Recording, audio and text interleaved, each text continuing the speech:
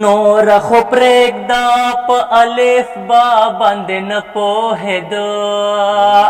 نور خو پرېږده په الف با باندې نه پوهېده نور خو پرېږده په الف با باندې نه پوهېده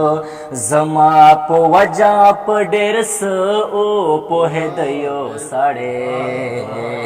زما په وجه په ډېر څه وپوهېده یو سړی نو غزل له شاه صاحب و ته د ډلې یو لکه د ړوند با مې په ګوتا ګرځاوه یو سړی لکه د ړوند با مې په ګوتا ګرځاوه یو سړی لکه د سایه به مې ځان سره ساته یو سړی لکه د سایه به مې ځان سره ساته یو سړی زما په سر باندې خلش کی ډېر چا وپېژانده زما په سر باندې خلش کی ډېر چا وپېژانده زما په سر باندې خلش کی ډېر چا وپېژانده ګنې قسم دې چې بیخي نه پېژانده یو سړی ګنې قسم دې چې بیخي نه پېژانده یو سړی لکه د سایه به مې ځان سره ست یو سړی نور خو پرېږده په الف با باندې نه پوهېده نور خو پرېږده په الف با باندې نه پوهېده نور خو پرېږده په الف با باندې نه پوهېده زما په وجه په ډېر څه وپوهېده یو سړی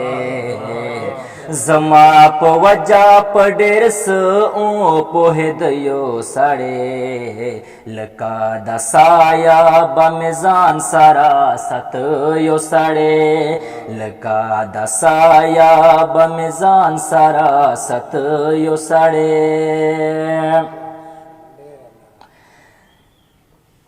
نن دومره غټې غټې وایي چې توبه وباسه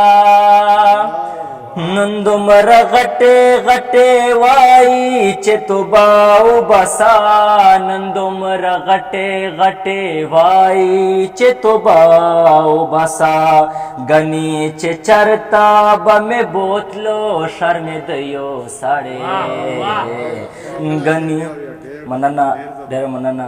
نن دومره غټې غټې وایي چې توبه وباسه نن دومره غټې غټې وایي چې توبه وباسه ګنې چې چرته به مې بوتلو شرمېده یو سړی لکه د سایه به مې ځان سره ساته یو سړی لکه د سایه به مې ځان سره ساته یو سړی مثال لره شعر ده چې هم د محفل د کې ناستلو په چال نه پوهېده هم د محفل دا کې نستلو په چل نه پوهېده هم د محفل دا کې ناستلو په چل نه پوهېده په هر محفل کې به اوتر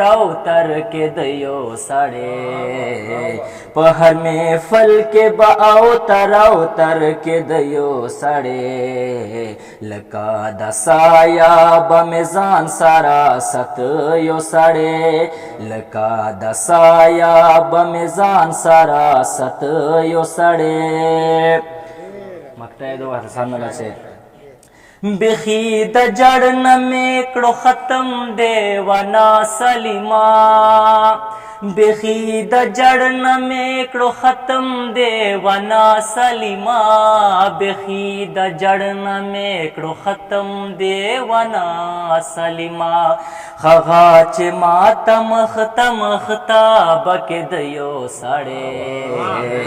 خغا چې ماته مخته ډېره مننه بیخی د جړ نه مې کړو ختم دیوانا سلیما بیخی د جړ لړنا میکړو ختم دیوانا سلیما خغا چې ماتا مخته مختا بکې د یو سړی لکه د سایه به مې ځان سره ست یو سړی